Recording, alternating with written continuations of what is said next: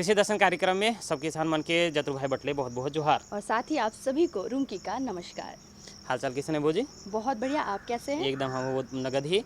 तो चलिए शुरुआत करते हैं। हाँ, लेट हाँ। नहीं करेंगे क्योंकि बहुत सारी जानकारी देनी है एकदम आज। एकदम तो फटाफट हमारे मन किसान मन कृषि समाचार देख लेवेला। कृषि समाचार में हमारे मन जानब कृषि से संबंधित बहुत नवा नवा जो तकनीक है समन कर बारे में और संगे मौसम के मिजाज के बारे में और साथ ही मंडी के भाव के बारे में ताऊ हमारे मन देखिला कृषि समाचार। नमस्कार, कृषि समाचार में आपका स्वागत है। आपके साथ मैं हूं सबा गुलरेज। आइए देखते हैं आज कृषि समाचार में क्या है खास। जिला पलामू में फेरी वाले खुदरा मछली विक्रेताओं को मिलेगा अनुदानित साइकिल और आइस बॉक्स। मांडर में किसान क्रेडिट कार्ड से संबंधित प्रखंड स्तरीय प्रशिक्षण और कार्यशाला का आयोजन। झाड़ीदार बोदी के बेहतर उत्पादन के लिए लगाए स्वर्ण मुकुट नामक उन्नत प्रभेद। और अब समाचार विस्तार से। जिला मत्स्य कार्यालय पलामू द्वारा वित्तीय वर्ष 2013-14 में फेरी लगाकर खुदरा मछली बेचने वाले 40 विक्रेताओं को एक साइकिल, एक इंसुलेटेड आइस बॉक्स और एक जोड़ी यूनिफॉर्म देने की योजना तैयार की गई है। यूनिफॉर्म 100% अनुदान पर उपलब्ध कराया जाएगा, जबकि 7,000 रुपये की सामयिक लागत वाले साइकिल और इंसुलेटेड आइस बॉक्स पर 50% अनुदान दिया जाएगा। वहीं गरीबी रेखा से नीचे के लाभुकों को 75% अनुदान की सुविधा दी जाएगी। पिछले दिनों मांडर प्रखंड मुख्यालय स्थित किसान भवन में किसान क्रेडिट कार्ड से संबंधित प्रखंड स्तरीय प्रशिक्षण कार्यक्रम सह कार्यशाला का आयोजन किया गया। इस कार्यशाला में मांडर इलाके के किसान, कृषक मित्र और जन सेवकों को किसान क्रेडिट कार्ड का आवेदन तैयार करने, संबंधित बैंक में जमा करने और किसानों को इसके लिए उत्प्रेरित करने जैसे विषयों पर प्रशिक्षण दिया गया। किसान बागवानी फसलों की खेती करना चाहते हैं, वो इस मौसम में होने वाली वर्षा जल को संरक्षित करें। बरसात में औसतन 1400 मिलीलीटर बारिश होती है। इसका 50% जल भी बचा लिया जाए तो बागवानी की सिंचाई के लिए पर्याप्त पानी मिलेगा। आज के समय में जमीन का जल स्तर जिस तरह से घटता जा रहा है, उस हिसाब से पानी का संरक्षण करना बहुत जरूरी है। बागवानी फसलों की खेती में सालों भर सिंचाई की जरूरत होती है। इसके लिए बरसात के बर्बाद होते पानी को बचा लिया जाए तो किसानों को बहुत सहूलियत होगी। हाँ, यहाँ जो बारिश होते हैं 1400 मिलीमीटर बारिश होता है। ये देखा गया है कि करीब 50% जो पानी होता है बह के चला जाता है। अगर ये 50% पानी को हम अगर वर्षा जल संरक्षण करें तो उससे हम काफ़ी अच्छी तरह बागवानी फसल ले सकते हैं। राज्य के किसान झाड़ीदार बोदी के बेहतर उत्पादन के लिए स्वर्ण मुकुट और HACP 44 नामक उन्नत प्रभेद लगाएं। इसकी उपज क्षमता 120 से 150 क्विंटल प्रति हेक्टेयर है।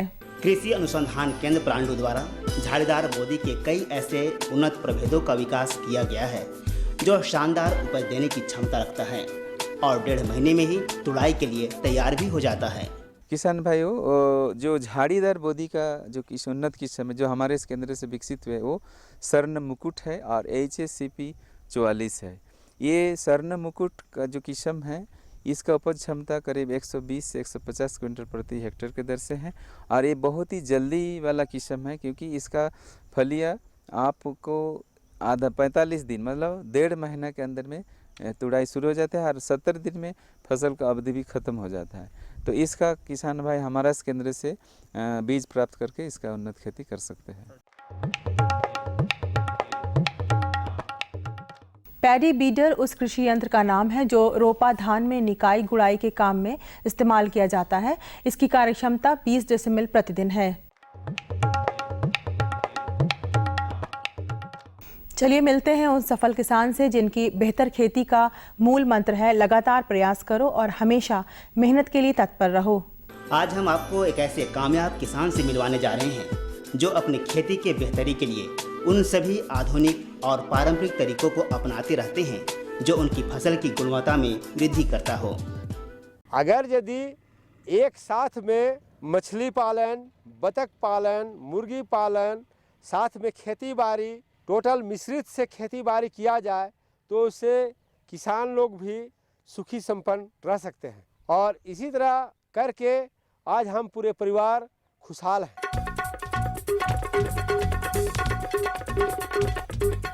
और अब एक नज़र राज्य के 5 प्रमुख शहरों के मौसम के मिजाज पर। आज राज्य के 5 प्रमुख नगरों के अधिकतम और न्यूनतम तापमान कुछ इस प्रकार दर्ज किए गए। रांची का अधिकतम तापमान 27 डिग्री सेल्सियस और न्यूनतम 23 डिग्री सेल्सियस। जमशेदपुर का अधिकतम तापमान 31 डिग्री सेल्सियस और न्यूनतम 25 डिग्री सेल्सियस। मेदिनीनगर का अधिकतम तापमान 30 डिग्री सेल्सियस और न्यूनतम 26 डिग्री सेल्सियस। देवघर का अधिकतम तापमान 33 डिग्री सेल्सियस और न्यूनतम 27 डिग्री सेल्सियस। वहीं धनबाद का अधिकतम तापमान 34 डिग्री सेल्सियस और न्यूनतम 26 डिग्री सेल्सियस दर्ज किया गया।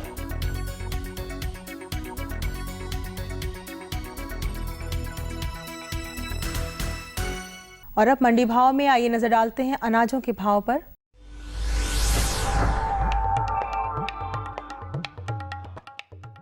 आज कृषि उत्पाद बाजार समिति पंडा रांची में विभिन्न खाद्यान्नों के थोक भाव कुछ इस प्रकार दर्ज किए गए।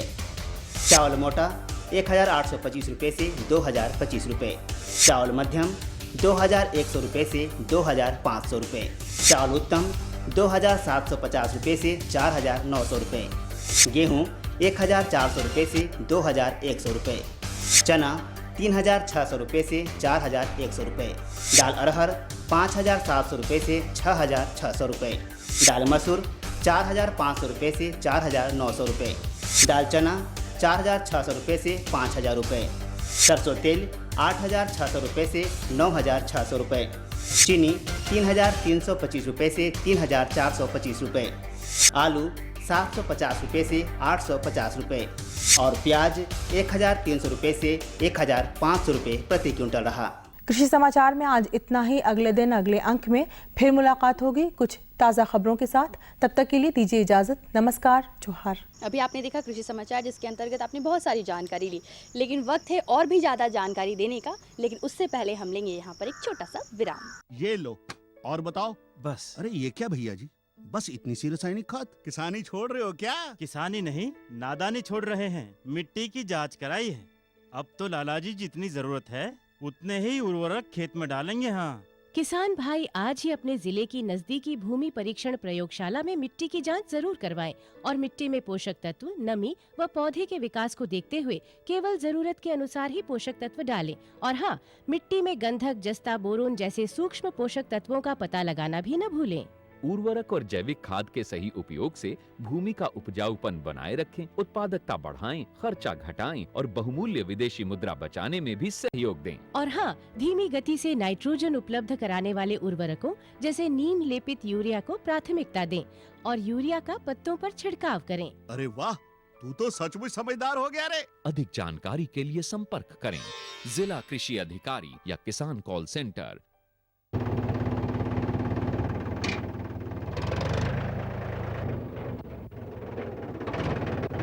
अरे हरकू वाह, बीज, कीटनाशक और आज खाद भी। अरे इतना खर्चा कहाँ से? अरे खर्च की चिंता किसे है, मेरे पास है ये किसान क्रेडिट कार्ड। कार्ड? अरे बैंकों द्वारा जारी इस कार्ड से किसान उसकी सीमा तक की रकम कभी भी बैंक से निकलवा सकता है और खेती बाड़ी की सामग्री कभी भी खरीद सकता है। कर्ज के झंझट से भी छुटकारा और तो और बिजली के बिलों का भुगतान, डीजल इससे खरीदना और आसान हो गया है। तो हर को भैया एक कार्ड मेरे लिए भी। किसान क्रेडिट कार्ड के लिए नजदीकी बैंक से संपर्क करें और पाएं ढेर सारे लाभ। खुशबू की फुहार में, स्वाद की बहार में, तरक्की की तानों में, खिलती मुस्कानों में, हरे भरे पौधों में, बड़े बड़े सौदों में, मधुर भिनभिनाहट में, खुशियों की आहट में। NHM बागवानी मिशन, हमारी चाहत आपकी मुस्कुराहट। विराम करवा दे एक धाव सब किसान मन के फिर से हमरे मन बटले जोहार है, स्वागत है। तो रुमकी भौजी हमरे मन फटाफट आज हमरे मन का जानकारी किसान मन के करवाब से के आज की जो हमारी पहली जानकारी वो है कि धान की खेती कैसे करें, वो भी श्री विधि से।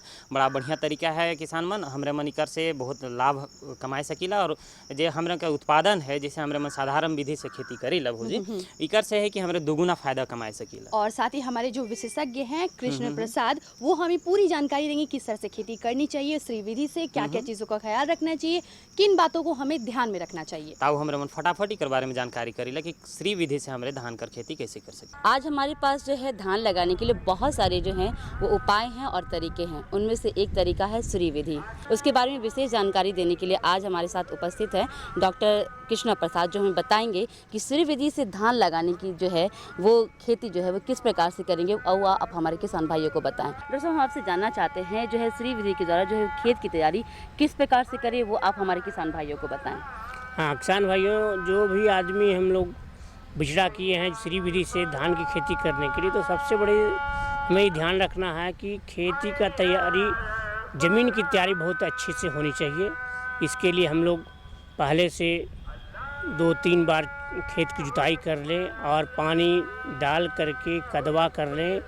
संभव हो तो कदवा को करके 4-5 दिन छोड़ दें, जिससे कि पूरी तरह से वहाँ पर जो सड़न क्रिया हो जाए वो हो जाए, जिससे कि हमारे पौधे के लिए जो आवश्यक पोषण तत्व है वो मिले। श्री विधि में जो हम जब खेती की करते हैं तो ये भी ध्यान रखना है कि हमारे बीज के जो उम्र हो, बीज का जो उम्र हो बिचड़ा का, वो 10 से 12 दिन से ज़्यादा नहीं होना चाहिए। अगर ज़्यादा होगा तो हमें फ़ायदा उतना नहीं मिलेगा, तो इस बात को ध्यान में रखना है। तो किसान भाइयों, इस तरह से जो आप बिचड़ा लगाए होंगे तो उम्र जिस तरह के अनुसार से, उसके अनुसार से आपको 10 से 12 दिन के अंदर में ही लगाने का करेंगे कोशिश। दूसरी जो बात है कि श्री विधि में कि हमारी जो पौधे से पौधे की जो दूरी है और कतार से कतार की दूरी जो है वो भी दोनों इक्वल होना चाहिए, जो कि हम लोग जो निर्धारण किए हैं कि हमारे कंडीशन में 25 सेंटीमीटर पौधे से पौधे की दूरी और कतार से पौधे की दूरी, ये दोनों 25 सेंटीमीटर होनी चाहिए। और जो इस बात में जो श्री विधि में है, दूसरी जो बात है कि खरपतवार को कंट्रोल करने के लिए भी जो हमें जो कोनोवीडर जो बना हुआ है स्पेशली इसके लिए, आप उसका इस्तेमाल करेंगे, जिससे क्या होगा कि कोनोवीडर चलाने से क्या होता है कि जो बिचड़ा जो पौधा जो लगा हुआ है उसके जो जड़ थोड़ी का उसकी प्रूनिंग होती है, जिसके कारण से और कल्हे निकलते हैं और इस तरह से पैदावार बढ़ता है। तो इस बातों को हम लोग किसान भाइयों इस बात को ध्यान रखें। अगर जो रस्सी से हम करेंगे तो करना क्या है कि रस्सी की जो में है हमको 25-25 सेंटीमीटर पर एक चिन्ह लगा देंगे धागा से या लकड़ी से, जिस तरह से वो, और जो दोनों साइड से हम रस्सी पकड़ेंगे तो नाप का भी 25-25 सेंटीमीटर लेंगे, तो हर 50-25 सेंटीमीटर रखेंगे तो दोनों साइड जहाँ जहाँ चिन्ह पर आता है, मार्कर जो आता है वहीं पर अगर जो आप चिन्ह दाए हुए रस्सी में वहाँ पर डालेंगे तो 25-25 सेंटीमीटर पर दूरी पर बनेगा। तो इस विधि में रखने से हमें कहा कि थोड़ा मैंने पानी भी अगर उसमें रहता है रोपाई के टाइम में तो अब दिक्कत नहीं होगी, लेकिन जब मार्कर जब यूज़ करते हैं तो होता क्या कि अगर पानी रहेगा तो मार्कर दिखाई नहीं पड़ेगा, तो एक प्रॉब्लम आती है।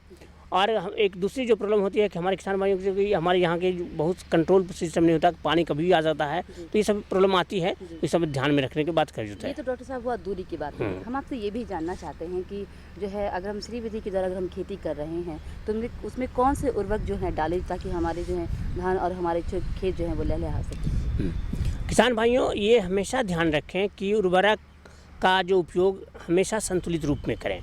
कहने के मतलब संतुलित रूप में कि जो हमारे जो 3 मुख्य जो पोषक तत्व हैं, नाइट्रोजन, फास्फोरस, पोटास, ये तीनों का अप्लाई करना हमें किसी भी विधि से खेती करते हो, श्री विधि हो या किसी विधि से करें, तो हमको देना ज़रूरी है, जिससे कि हमको हमारे ज़मीन से हम बराबर लगातार अच्छा फसल ले सकें। अगर बैलेंस नहीं देंगे तो हमें अच्छे फसल लगातार अधिक दिनों तक नहीं मिल पाएंगे। तो इसमें जो हमारे जो अब क्या है कि प्रभेद जो हम प्रभेद लगाते हैं, जिसके अनुसार से कुछ प्रभेद जो हमारा जो है वैरायटी अधिक का उर्वरक का मात्रा घट बढ़ सकता है, तो हम लोग जो खाद के अनुसार जो करते हैं प्रभेद के अनुसार से भी करते हैं कि जैसे हमारे जो प्रभेद हैं 125 दिन 30 दिन है, उनका 80 kg नाइट्रोजन देना है, 60 kg फास्फोरस देना है, पोटास 40 kg देना है, इस रूप से देना है। और जो हम लोग खाद जब अप्लाई करेंगे तो नाइट्रोजन की जो आधी मात्रा है वो कादा करने के टाइम में देना है, और और फास्फोरस और पोटास की पूरी मात्रा आप कादा के टाइम में इस तरह से देंगे।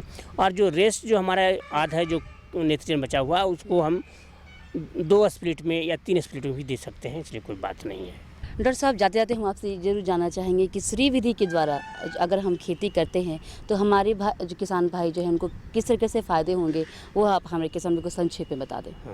किसान भाइयों, जब हम श्री विधि से जब खेती करेंगे तो करीब करीब आपको 15 से 20% यील्ड बढ़ जाएगा। जो नॉर्मल सेम प्रभेद सेम इनपुट आप डालेंगे, फर्टिलाइज़र वगैरह भी डालेंगे, और अगर श्री विधि से करते हैं तो आपको 15 से 20% उपज बढ़ जाएगी।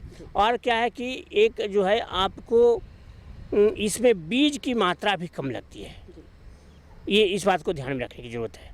जहाँ पर जैसे हम लोग खेती जब करते हैं, जैसे हाइब्रिड की खेती करते थे तो 25 kg बीज 15 kg बीज लग रहा था, आप अगर इस श्री विधि से जब लगाएंगे तो सीधे 5 kg में आपको 2.5 एकड़ की रोपाई हो जाएगी। तो इस तरह से भी फ़ायदा है और हमारी उपज भी बढ़ जाती है। तो और ख़ास करके जब आज के टाइम में जब हम हाइब्रिड लगा रहे हैं तो जहाँ की बीज की कीमत बहुत ज़्यादा है, तो ये हमें बहुत बड़ी बचत है। बहुत बड़ी बचत। तो किसान भाइयों, आपने देखा कि हमारे विशेषज्ञ ने कितनी अच्छी जानकारी है। इन्होंने बताया कि अगर हम श्री विधि के द्वारा अगर हम खेती करते हैं, धान की खेती अगर करते हैं तो हम अधिक से अधिक मुनाफा कमा सकते हैं। तो डॉक्टर साहब, आप हमारे इस कार्यक्रम में आ रहे और इतनी अच्छी जानकारी दी हमारे किसान भाइयों की, उसके लिए आपको बहुत बहुत धन्यवाद। जोहार। अम्मा, खाना दे दो ना। सबर कर गोलू, अभी दाल नहीं गली है। तू फिक्र ना कर गोलू की अम्मा, अब की बार अपनी दाल खूब गलेगी। क्या मतलब जी? अब की बार NFSM के तहत दाल की पैदावार को बढ़ाने के तरीकों को दिखाने के लिए देश में 1000 क्षेत्र चुने गए हैं, जिसमें हमारा इलाका भी आ गया है। पर इससे हमें क्या फायदा? हमें 5 एकड़ खेती के लिए खाद और कीटनाशक के अलावा बढ़िया बीजों की एक मिनी किट भी मिलेगी। इतनी दाल का करेंगे क्या जी? अरे भगवान, सरकार ने दलहन का समर्थन मूल्य भी खूब बढ़ा दिया है और इनकी खरीद का भी पूरा इंतजाम कर लिया है। इससे आमदनी बढ़ेगी और फिर हमारा गोलू अच्छे स्कूल में जाकर के कृषि वैज्ञानिक बनेगा। हाँ, चलिए, ये जानकारी तो हमें मिल गई कि किस तरह से हम श्री विधि से खेती करें और जो अपनी आमदनी को और ज़्यादा बढ़ाएं। एकदम। चलिए, ये जानकारी तो हमें मिल गई कि किस तरह से हम श्री विधि से खेती करें और जो अपनी आमदनी को और ज़्यादा बढ़ाएं। एकदम। और उत्पादन बगरा हुई तो हमारे मन का आमदनी बगरा हुई और हमारे मन का जिंदगी खुशहाल रही। साथ ही साथ हम आपसे ये जानना चाहेंगे कि हमारे जो किसान है वो तरह तरह की खेती करते हैं, पशु पालते हैं, उसमें गाय है, मुर्गी है, भैंस है और साथ ही सूकर भी है। तो अगर हम सूकरों की बात करें तो इस बरसात के मौसम में उन्हें भी तरह तरह के परजीवी लग जाते हैं, रोग लग जाते हैं, जिनसे बचाव करना बहुत ज़रूरी होता है उनके लिए। तो किसान मन हमरे मन ऐसा करीला कि जो जानकारी है, खासकर धान कर खेती हो गया और सब्जी मन कर खेती जो है, संगे संगे अगर पशुपालन हमरे मन अगर करत ही तो पशुपालन करके हमरे मन आर्थिक जो हमरे मन कर स्थिति है से कि हमरे मजबूत कर सकीला और अपन आय के बढ़ा सकीला। तो आय के बढ़ाई में सुकर जे पालन है ये बहुत लाभ देवे वाला हमरे कर व्यवसाय है, कि हमरे मन व्यवसाय के रूप में भी शामिल कर सकीला अपन। तो अब हमरे मन इकर बारे में जानकारी कर ले कि सुकर पालन हमरे कैसे करब, इकर देख रेख हमरे कैसे कर सकीला। और जो हमारे साथ जो विशेषज्ञ जो जुड़े हैं वो हमें पूरी जानकारी देंगे कि किस तरह से इनकी देखरेख करनी चाहिए और किस तरह से इनका रखरखाव करना चाहिए। तो आज हमारे साथ जो विशेषज्ञ जुड़े हैं उनका नाम है रविंद्र कुमार। किसान भाइयों, आज हम आए हुए हैं बिरसा के प्रांगण में और जानेंगे कि बरसात के मौसम में सुकरों की रखरखाव कैसे करें। इसके बारे में विस्तृत जानकारी देने के लिए हमारे साथ मौजूद हैं सुकर प्रजनन केंद्र के डॉक्टर रविंद्र कुमार जी। आप हमारे किसान भाइयों को बताइए कि बरसात के मौसम में सुकरों की देखभाल वो कैसे करें। बरसात का मौसम अभी आ गया है, बरसात का मौसम चल रहा है और इस समय काफ़ी सावधानियां बरतने की ज़रूरत है। खास करके जो भी किसान भाई सुकर पालन से जुड़े हैं उनको मैं कहना चाहूँगा कि ये जो मौसम है बरसात का मौसम, ये एक तरह से इस मौसम को बीमारियों का भी मौसम कर सकते हैं। अगर आपने सही ढंग से अपने सुकर का रखरखाव आप नहीं कर रहे हैं, सही ढंग से आप उसका प्रबंधन नहीं कर रहे हैं तो आपके सुकरों में बीमारियां आ सकती है, बढ़ने की क्षमता कम हो सकती है और जो प्रजनन क्षमता जो है उस पर भी इसका असर हो सकता है। तो इसमें खास करके जो मैं कह सकता हूँ कि सुकर किस तरह का प्रबंधन करना चाहिए बरसात के मौसम में, या बरसात का मौसम जब आने वाला है उससे पहले से ही हमारे सुकर पालकों को सचेत हो जाना चाहिए। और उसमें प्रबंधन में सबसे ज़रूरी चीज़ है कि साफ़ सफाई पर विशेष ध्यान दें, क्योंकि ये जो मौसम है इसमें इन्फेक्शन की चांसेस ज़्यादा होती है। तो उसमें आप ये कोशिश करें कि आप प्रबंधन 2 तरह से हम लोग कर सकते हैं, एक खान पान का प्रबंधन और दूसरा आवास का प्रबंधन।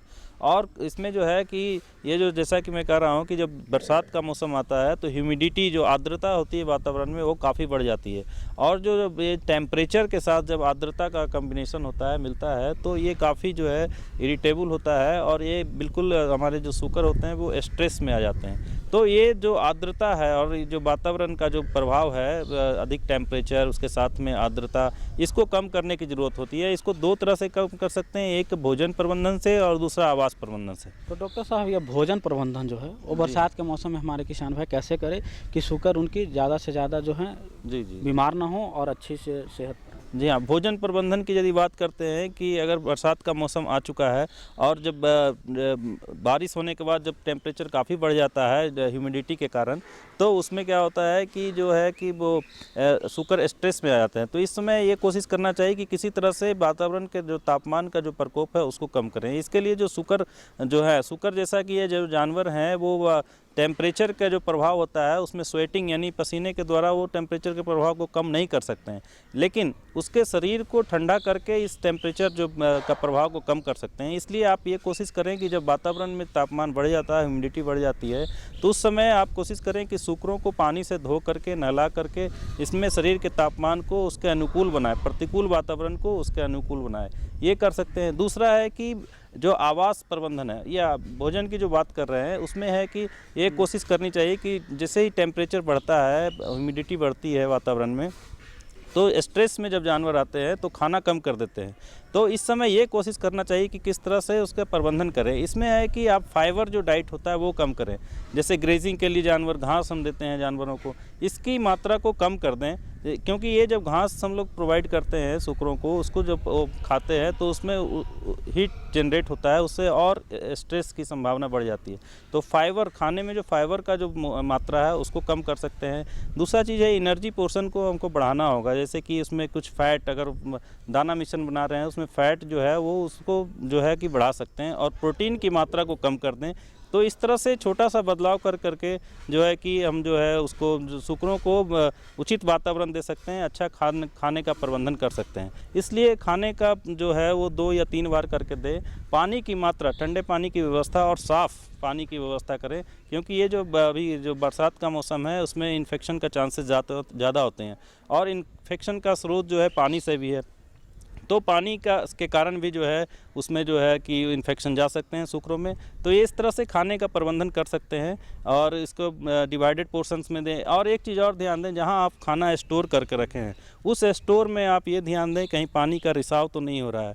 अगर उसमें थोड़ा भी स्कोप है पानी का या ह्यूमिडिटी बढ़ गई दाने में, तो उसमें आपका फंगल ग्रोथ हो सकता है। फंगल ग्रोथ काफ़ी टॉक्सिसिटी जो होती है सूकरों के लिए होती है, खास करके जो छोटे शावकों होते हैं वो उसके लिए काफ़ी टॉक्सिक होती है, और इसके कारण हैवी मोर्टलिटी हो सकता है। तो ये सब छोटी छोटी बातें हैं जिन पे आप लोग ध्यान दे करके खाने का प्रबंधन कर सकते हैं। तो ये तो खान पान की व्यवस्था हो गई डॉक्टर साहब। अब हमारे जो ग्रामीण क्षेत्र में किसान भाई हैं, सूकर पालन करते हैं, वो अपनी सूकरों के लिए आवास की व्यवस्था का प्रबंधन कैसे करेंगे? जी हाँ, आवास का प्रबंधन बहुत ही ज़रूरी है। खास करके बरसात में आवास का जो है अगर आप सही प्रबंधन नहीं करते हैं तो उनको अनुकूल वातावरण नहीं दे सकते हैं। इसमें मुख्य हम लोग का जो होना चाहिए, ऑब्जेक्टिव होना चाहिए कि इसको सही वातावरण जो है सूकरों को दे। इसके लिए आवास प्रबंधन करना बहुत ज़रूरी है। आवास प्रबंधन करने का मतलब है कि उसको सही वातावरण देना है और ह्यूमिडिटी को कम करना है, आवास में आर्द्रता को कम करना है। इसके लिए एक पहला चीज़ जो करना है कि बिल्कुल आवास की साफ़ सफाई रखें और स्वच्छ वातावरण हो, और जो है कि उसमें एयर फ्लो हो, जो भी आवास है उसमें क्रॉस वेंटिलेशन हो, जाकि हवा का आवास आदान प्रदान हो, ताकि जो है उसमें जो है स्वच्छ वातावरण उसको मिल सके। तो किसान भाइयों, आपने देखा कि डॉक्टर साहब ने बताया कि खान पान और आवास की अगर उचित व्यवस्था होगी तो आपके सूकरों में ज़्यादा लाभ होगा पालने में, और ज़्यादा से ज़्यादा मुनाफा कमाइएगा, और सूकर आपके जो हैं वो बीमार भी ना पड़ेंगे और स्वस्थ रहेंगे। तो डॉक्टर साहब, आप हमारे इस कार्यक्रम में आए, हमारे किसान भाइयों को इतनी अच्छी जानकारी दी, इसके लिए आपका बहुत बहुत धन्यवाद। धन्यवाद। बड़ा नगद जानकारी डॉक्टर रविंद्र कुमार हमरे मन के दिलाएं कि सूकर पालन हमरे कैसे कर सकीला और अपन आय में कैसे वृद्धि कर सकीला। बिल्कुल, आय की वृद्धि की बात हम अक्सर लेकर आते हैं, बस चीज़ें हैं, ध्यान देने की ज़रूरत है और समझदारी से काम करने की ज़रूरत है। एकदम बहुत नगद। और देखो देखते देखते कार्यक्रम कर बेरा भी अब निमर जात है। बिल्कुल। और जाने से पहले हम आपको लिखवाते हैं अपना पता। हमारा पता है कार्यक्रम कृषि दर्शन, कृषि प्रकोष्ठ द्वारा केंद्र निदेशक, दूरदर्शन केंद्र, रांची रोड, रांची। पिन संख्या 834-001। तो किसान मन रोने मन आशा करेला कि जे जानकारी रो मन को भेटा है इकर से रो मन के जरूर लाभ होई और रोने मन बढ़िया से अपन खेती बाड़ी संगे पशुपालन का काम भी कर सके। हमें खत लिखना बिल्कुल ना भूले। एकदम। तो रोने मन कर खत कर आसरा में हमरे दुयो जन, तब तक हमरे मन के देव विदा। जोहार।